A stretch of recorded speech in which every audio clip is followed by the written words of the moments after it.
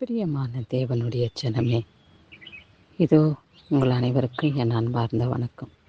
கிறிஸ்துவின் நாமத்தினாலே அவருடைய ராஜ்யத்துக்கு சித்தமுள்ளவர்களாக நம்மை கர்த்தர் தேர்ந்தெடுத்திருக்கிறார்.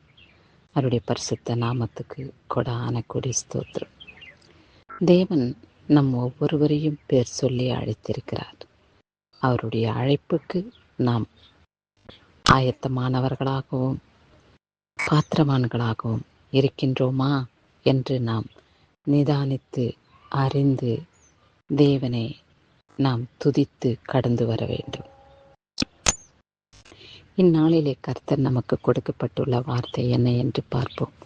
1 தெசலோனிக்கேயர் 4 அதிகாரம் 7வது வசனம். தேவன் நம்மை அசுத்தத்திற்கல்ல பரிசுத்தத்திற்கே அழைத்திருக்கிறார் என்று சொல்லப்பட்டுள்ளது.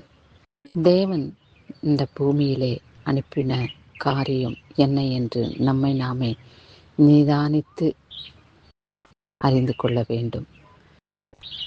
தேவன் பரிசுத்தராக இருக்கிறது போல நாம கூட பரிசுத்தராக காணப்பட வேண்டும்.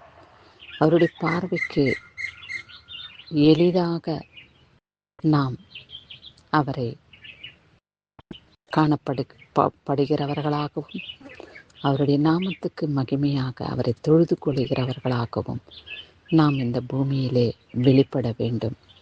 அநேக விதமான மக்கள் வாழ்ந்து வருகிறார்கள். தம் இஷ்டம் போல தெய்வங்களை தெரிந்து கொண்டு தொழுது கொண்டு வருகிறார்கள் அல்லவா? ஆமாம், நாமோ பரிசுத்த நாமத்தை உடைய இயேசு கிறிஸ்துவை தொழுது கொள்ள கர்த்தர் நம்மை பேர் சொல்லி அழைத்திருக்கிறார். அவருடைய பிள்ளைகளாக நம்மை கர்த்தர் முத்திரையிட்டு இருக்கிறார்.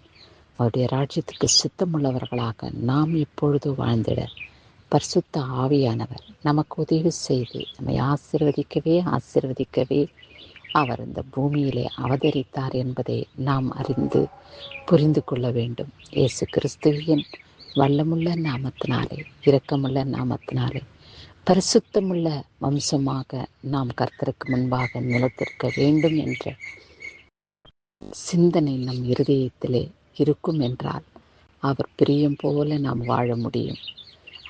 அவருடைய மன விருப்பத்தின்படி நாம் ஜீவிக்க முடியும் என்பது நிச்சயம்.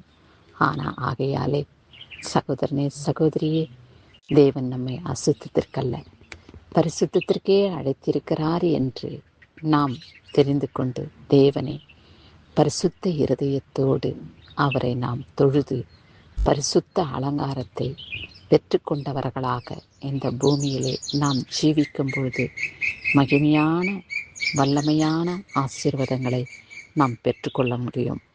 நாளிலும் கூட திருமண நாளையும் பிறந்த நாளையும் கொண்டாடுகிறவர்களை கர்த்தர் ஆசீர்வதிக்கட்டும். வாரம் முழுவதுமாய் நம் அனைவரையும் கர்த்தர் கிருபையோடு வல்லமையோடு பாதுகாத்து கொண்டார். புதிய மாதத்திலே புதிய ஞாயிற்றுக்கிழமை நாம் கண்டு கழிக்க அவருடைய திருவிருந்து பெற்றுக்கொண்டு அவருடைய ராஜ்யத்துக்கு சித்தமுள்ளவர்களாக வாழ கர்த்தர் நம்மை பரிசுத்தத்திற்கே அழைத்திருக்கிறார் என்று நினைவோடு நாம் நிலைத்திருப்போம். பிறந்த நாளை காண்கிறவர்களும் கூட திருமண நாளை கண்டு கழிக்கிறவர்களும், ஆண்டவரே, புதிய நாளை நீர் எங்களுக்கு கொடுத்திருக்கிறீர், இந்த ராஜ்யத்துக்கு சித்தமானபடி வாழ, உமக்கு பிரியமானபடி நாங்கள் ஜீவிக்க நீங்கள் எங்களுக்கு கிருபை காட்டும், எங்களுக்குள்ளே வாசம் செய்யும், எங்கள் இருதயங்களிலே நீங்கள் நிலைத்திருங்க. பரிசுத்த வாழ்க்கையை நாங்கள் அறிந்து கொண்டு அதிலே ஜீவித்து உடைய மகிமையை பெற்றுக்கொண்டு இந்த ராஜ்யத்துக்கு சித்தமுள்ளவர்களாக எங்களை நீர் தகுதிப்படுத்தும். கிறிஸ்துவை இயேசுவின் நாமத்தினாலே ஜெபம் கேளும் பிதாவே என்று இந்த வசனத்தின் வாக்கியத்தை முடிப்போம். ஆமேன்.